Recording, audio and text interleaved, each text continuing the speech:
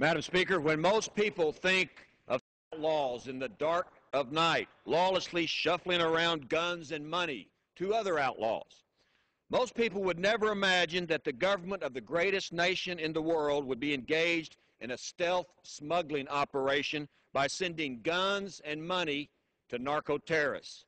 It appears a group of people in the ATF and the DEA, all under the supervision of the Department of Justice, facilitated trafficking of guns and money to the drug cartels, the national enemy of Mexico and of the United States.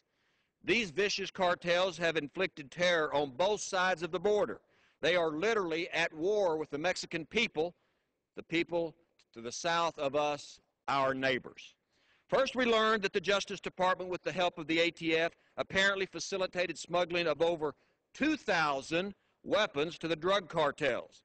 These guns included semi-automatic weapons and sniper rifles. People have died because of this activity. These weapons were used to kill at least 200 Mexican nationals and 2 U.S. agents. The Attorney General admitted to me in the Judiciary Committee last week, more people are going to die, all because our government is helping the drug cartels in Mexico obtain automatic weapons. Of the 2,000 weapons smuggled to Mexico, most are still unaccounted for. We don't know where they are. The Attorney General is the chief lawyer and law enforcement officer in the country, but he claimed last week in the Judiciary Committee he didn't know about Fast and Furious until recently. He either didn't read the memo or he didn't get the memo. What is more remarkable, Madam Speaker, he claims he doesn't know who authorized the smuggling ring. To coin a phrase from Secretary of State Hillary Clinton, the idea that Eric Holder, the head of the Department of Justice that oversaw this operation, was not involved or was unaware of what took place requires a willing suspension of disbelief. The question is there a rogue group of moles operating stealth activity in the Department of Justice? Apparently, no one really knows.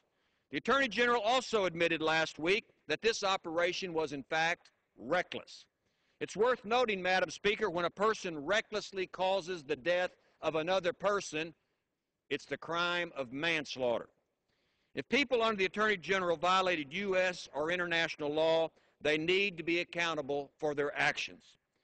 It's been almost a year since Agent Brian Terry was murdered, and when we first learned about this foolish operation, as we know now we call it Fast and Furious, Terry was killed by one of these smuggled guns to Mexico, but yet no one claims to know who's responsible.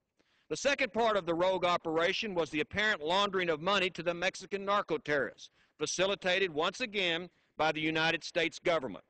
According to the New York Times report last week, undercover American narcotics agents from the DEA laundered or smuggled millions of dollars in drug money to the drug cartels. How many millions? No one knows. They allegedly handled the money on its path to the hands of the drug lords. This failed operation, like with the guns, was an effort to track the money and bring down the cartels. Of course, the cartels are as strong as ever. The administration claimed in a statement last week that it was working with the Mexican government in the operation on joint investigations to detect and dismantle money laundering networks.